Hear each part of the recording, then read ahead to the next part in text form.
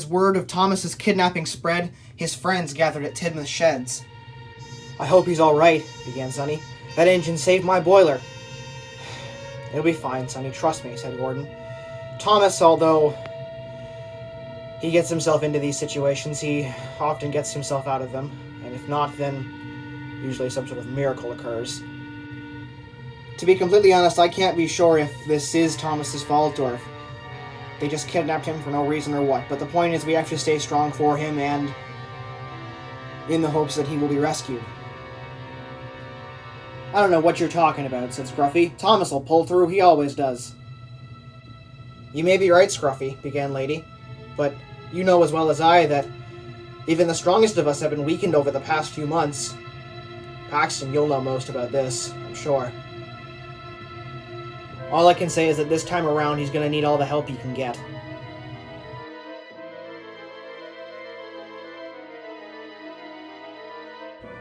Thomas awoke from his vision.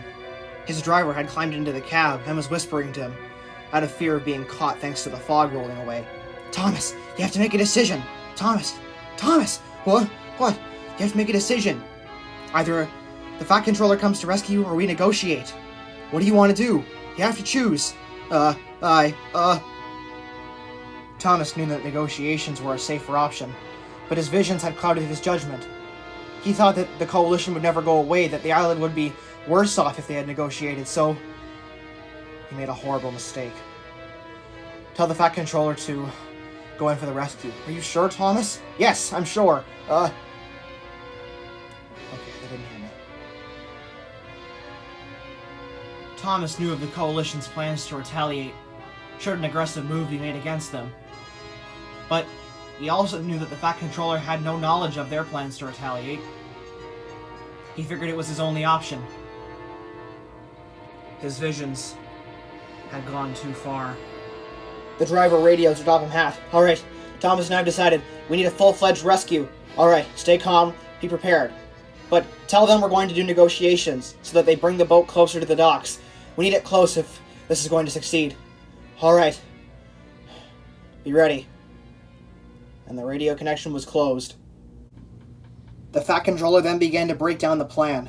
"All right, listen up. Bell and Flynn, I need you to position yourselves on the right side of Cranky. Percy, James, and Hero, I need you all to leave. And then we'll continue. Alright, now here's the plan. When the boat gets close to the shore, Bell and Flynn are going to spray Stefano with water to distract him. Then Harold will swoop overhead and drop armed men in to take on the crew, the engines, hijack Stefano, and prepare Thomas to be lifted off the dock.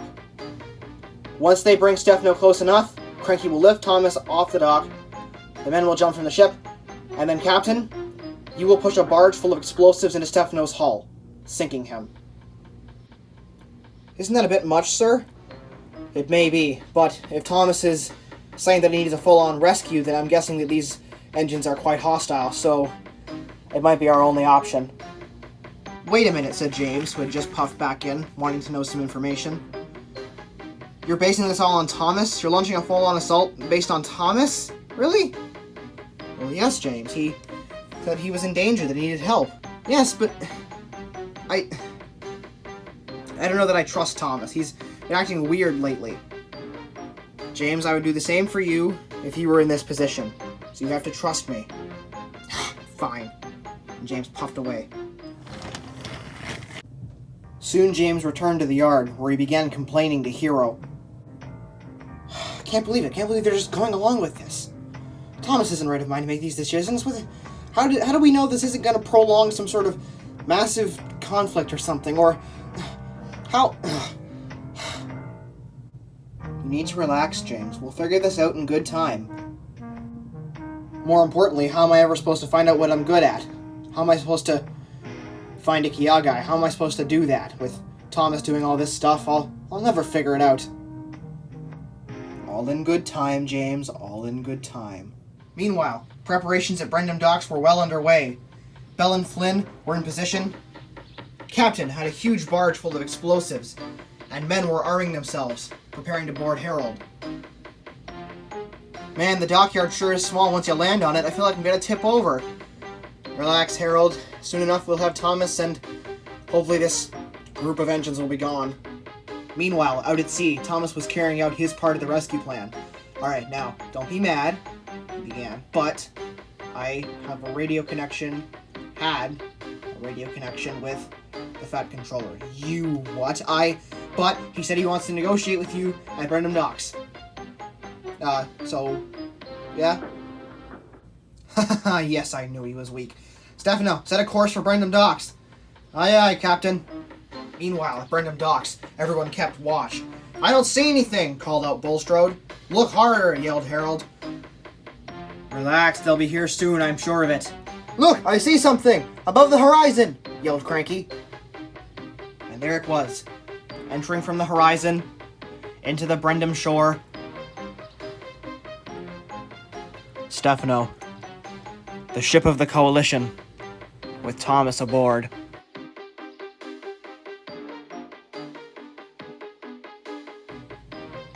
Alright, Fat Controller, shut up and had whatever it is you call yourself. We're here. We want the money in return for Thomas. That's all. Just give us the money, and Thomas goes back on the dock. It's only fair, seeing as how your engine came to our railways unfunded, caused damage, used fuel, and is now the reason our railways are suffering. Yes, well, as it happens, you trespassed on Sudrian soil and kidnapped one of my engines. And as the controller of this line, whether you feel wronged or not, or whether I have done something wrong or not, I see you as a danger and as a threat. You kidnapped my engine, and now you will pay. What? Now! Screamed the Fat Controller. Flynn and Bell opened their nozzles. But the water wasn't reaching. Sir, the water's not reaching. He's not as close as we thought he'd be. Forget that then. Keep an eye out for any sort of, issues, glares. I don't know. Just do something. Right, sir? Soon the men had scrambled inside of Harold. Alright, I'm gonna drop my boom down. Now slide down the rope and onto the deck. Capiche? Aye, aye, they said from the cab. Alright. Soon Harold was just above the deck, and the men rather chaotically swooped down. What? Who are you? Never you mind. Alright, you, go for Stefano. We'll stay here and, get Thomas ready. You two, stop Young Bao and Ivan. What? And soon that's exactly what they were doing, but then there was trouble. I can't hijack Stefano, he's not distracted, so he keeps fighting me when I try to take control. If we can't hijack Stefano, we can't move him close enough to Cranky where he can lift Thomas off. I don't know what to do. All the engines watched in horror. He's not getting out of there, is he? He will, Sonny, you wait. No, I don't think he's getting out of there. At least not with some sort of damage. Cranky, who was now watching, then thought of something. Wait, I've got it! Bulstrode! Pull in between me and Stefano. Then Harold, you fly over and knock Thomas into Bulstrode. It's crazy enough to work. Alright, let's do it! The men heard the plan and quickly jumped ship into a nearby barge. Alright, take him away. Bulstrode, get in there! And so Bulstrode got in there. Now, Harold, it's now or nothing! And so Harold, now high up in the air, swooped in. Well, I didn't quite knock him in, said Harold as he flew away, but he's in! Ha! Bulstrode then hurried back to the dock as fast as he could, along with the barge full of workmen. Alright, Captain, yelled Craig, go blow it straight to hell! See you in the dry dock! Ha ha! Help! Help! I'm trapped! Quickly, Stefano, get us away from here! Tell Vinny to get his friends from the USAF on the phone. Right! Right!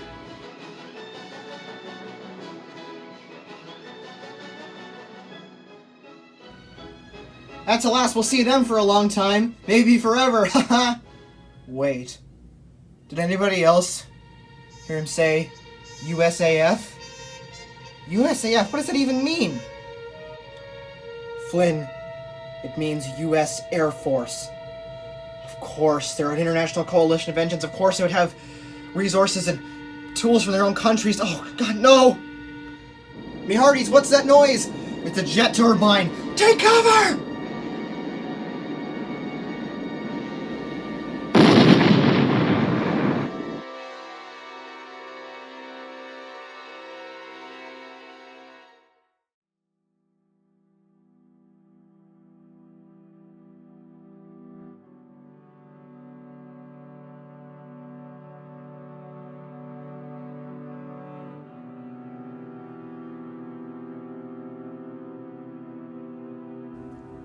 Let it be known, screamed Young Bao, that today marks the first battle in the war between Sir Topham Hatt, the island of Sodor, and the International Coalition of Engines.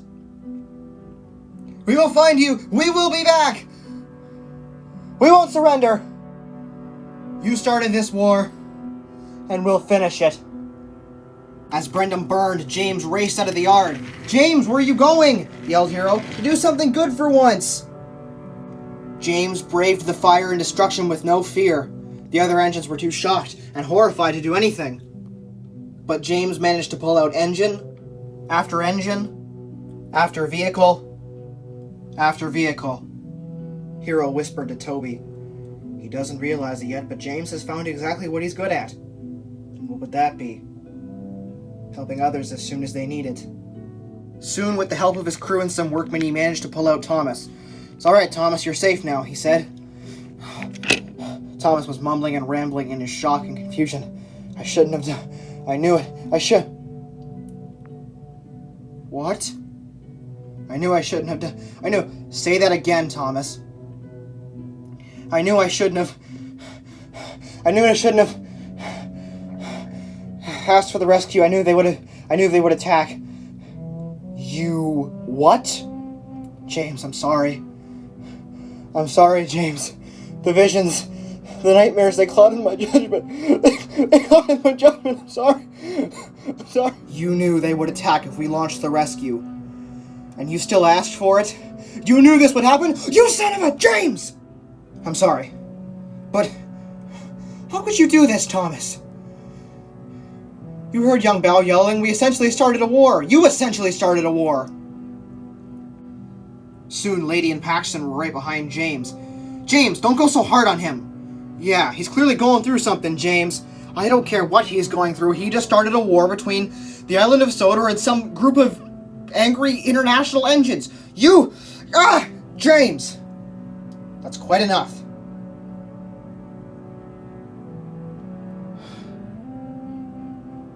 Sorry.